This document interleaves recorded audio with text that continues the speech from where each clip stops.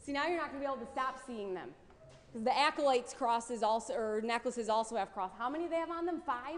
So see, they're all over the place. They're everywhere. All right, so no scavenger hunt for the adults, though I do have a question for you this morning. Hypothetical situation. You are on Jeopardy. And the final Jeopardy question is, or subject, I guess, is famous lines in film. Your only clue is A Few Good Men. What do you write down as your answer? Or, well, question, since this is Jeopardy and certain rules must be followed even in hypothetical situations. What is You Can't Handle the Truth? What is You Can't Handle the Truth? Very good, John Lunsford. Thank you. And in the form of a question. That's extra bonus points right there. You can't handle the truth. Jack Nicholson and Tom Cruise going toe-to-toe in the courtroom with Tom Cruise demanding answers until Jack just can't take it anymore. Tom says he wants the truth, and there comes that line. Give it to me one more time, John. You can't handle the truth. Very good. You need men like me on the wall. I've got the blues brothers too. I could just scrap the sermon and we could just act out the whole thing. And then we could just play guess where the sermon's going this morning. You guys could build it yourselves. We could see what happens. It's a great cinematic moment, to be sure, but also one that I think points to something that we can all sympathize with. There are those moments in life where we just want to know. But deep down, there's a part of us that also knows that we don't want to know or understand because the answer, the truth, is incomprehensible. The truth is something that we just do not want to handle. We enter into such a moment in Peter's life this morning. Peter has just been at the pinnacle of discipleship. He knows the things he believes. He knows who Jesus is. After all, he's just confessed Jesus to be the Messiah. But once that happens and the curtain starts getting pulled back a bit on just what that word, Messiah, means when applied to Jesus, well, Peter starts entering into the territory of truths he cannot handle, truths he does not want to know or even fathom. It's as though our gospel last week is a critical turning point for Jesus and the disciples, with Peter's confession of Jesus as the Messiah and the revelation that the future of the church and the faith will rest on the disciples' shoulders, not on Jesus's. It's as though Jesus realizes he can start laying the truth of what is coming at the disciples' feet so that they can begin to process and deal with it. He starts to tell them that the time is quickly coming for them to turn their faces to Jerusalem, and that if the disciples believe Jesus to be the Messiah, they need to know what that means and just what will be greeting them when they get to that city. Now, remember last week how I told you that Peter was just about to screw all of this up royally? Well, here we are. Jesus starts letting the disciples in on the plan, seeing behind that curtain a bit. They will go to Jerusalem, and he will fall into the hands of those who are seeking to arrest him. He will suffer, and he will ultimately die. And here comes Peter in all of his "you can't handle the truth" glory. Peter doesn't want anything to do with this truth, with this reality, with this shift in thinking, because to Peter, if Jesus is the Messiah, it meant that once they entered Jerusalem, Jesus would be living into Peter's expectations of the Messiah.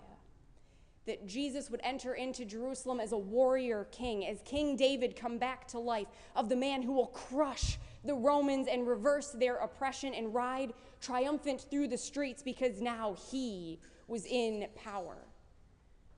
For Peter, Palm Sunday should be Easter. That was Jesus' triumph, his coronation, his assumption as rightful king and ruler of the people. The Messiah, for Peter, for all the disciples most likely, he wasn't supposed to die. He wasn't supposed to suffer. He was supposed to keep them from suffering. The Messiah can't die. He just can't. That's not how this is supposed to work. None of this is computing. Jesus cannot die. End of story. And thus we go from the rock upon which the church will be built to a stumbling block before Jesus. It's quite the wordplay Jesus is turning there. Peter has gone from the cornerstone to the thing in someone's way. Not only that, he has gone from the perfect example of discipleship to being the perfect example of Satan. From disciple to tempter, from rock to stumbling block, from seemingly total understanding to utter failure to comprehend. Oh, how the mighty can fall in just a few verses. And for as much as we want to feel bad for Peter here, to feel like Jesus is being a bit harsh, Peter and all of the disciples have to understand what is coming. Not just so that they can support Jesus, but more importantly, because it is going to have never-ending consequences for their futures, for their very lives. Jesus needs them to understand that Jerusalem is going to change everything about life, about faith, about their very souls, and they have to be prepared for that. You have to imagine that while the disciples were busy envisioning Jesus as some warrior, triumphant king, they were also picturing how they fit into that future image. His right-hand men, his co-warriors, his partners in success and triumph. For them, they're probably picturing how powerful they will be, how awesome things will be once Jesus comes into his glory in Jerusalem. And so you can see how Jesus has to be forthright and open with them from the get-go. He has to shatter those illusions and pull off those rose-tinted glasses because they have to be ready for what is coming. They have to realize that what is going to happen, the cross, it's not just about them, about their own lives. It's about the world. Jerusalem, the cross, Jesus' death, it's going to show the disciples not just who they are, but who the world is going to need them to be from here on out. Jesus wants the disciples to realize that the past 3 years, they have merely been training for what is to come. This ministry, it's not about them. It hasn't even truly been about Jesus. It's been about the world he came to serve, the people he came to love and care for. Jesus needs the disciples to see that the cross, yes, it's about him and it's about them, but it's also about the entire world and how it's going to turn from now on. And this is where the disciples' journey and our lives meet at the crossroads. And we realize that what Jesus is saying to them is what Jesus is saying to us. It's when we realize that we sometimes are more Peter-like than we even realize. And it's time to reorient our thoughts about the cross and what it means for us and our lives. We so ardently want our lives, and particularly our life with Jesus, our life of faith, to operate on our terms. We want things to flow the way we want them to. Like Peter, we have an image of how things are supposed to go, and when we find out it's the exact opposite, we realize we cannot handle that truth.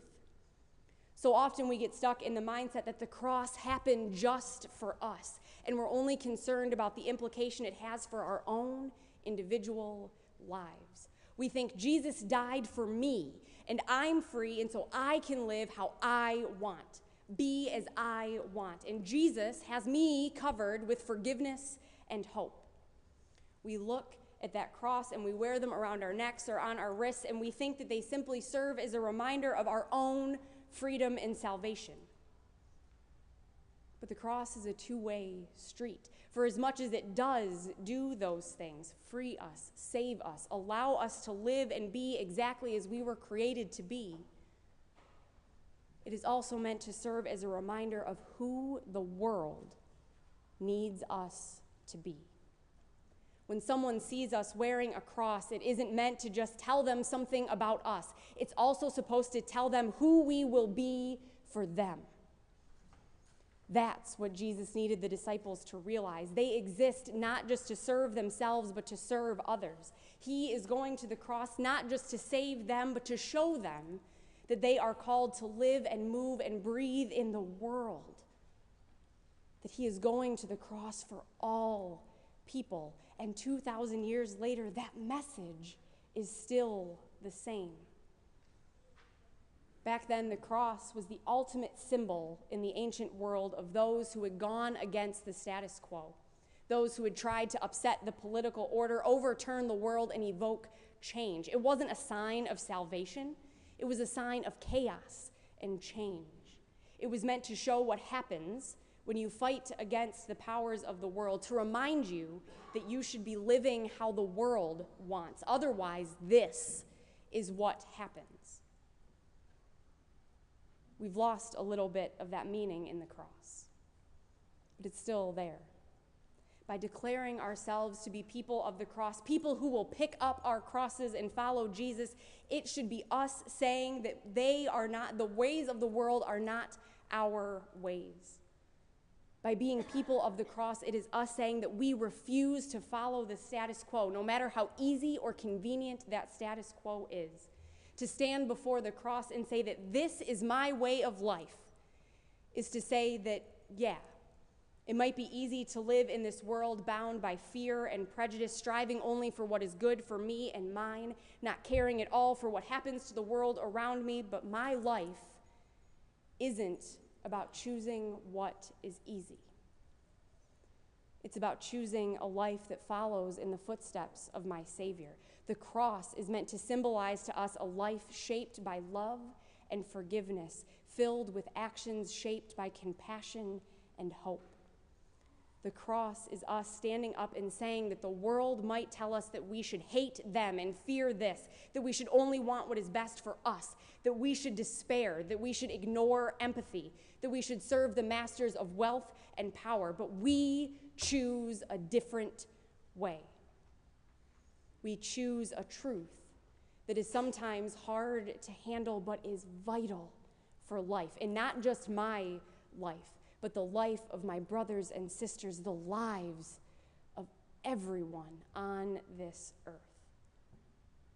Standing before the cross says we choose a life that chooses love over hate, that chooses trust over fear, that chooses others over self, that chooses hope over despair, that chooses standing together over standing apart, that chooses service and weakness over gain and power, that chooses everything the world that the world would think we are crazy for choosing.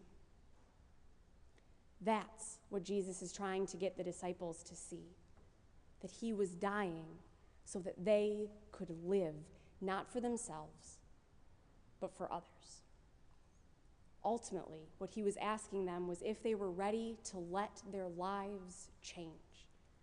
He's asking them if they can imagine a world where the truth that they not only handle, but embrace, is the truth that love is more powerful than hate, that death is not the end, and that we best serve our Lord and our faith when we serve others. So the question that Jesus laid before the disciples is the question laid before us now.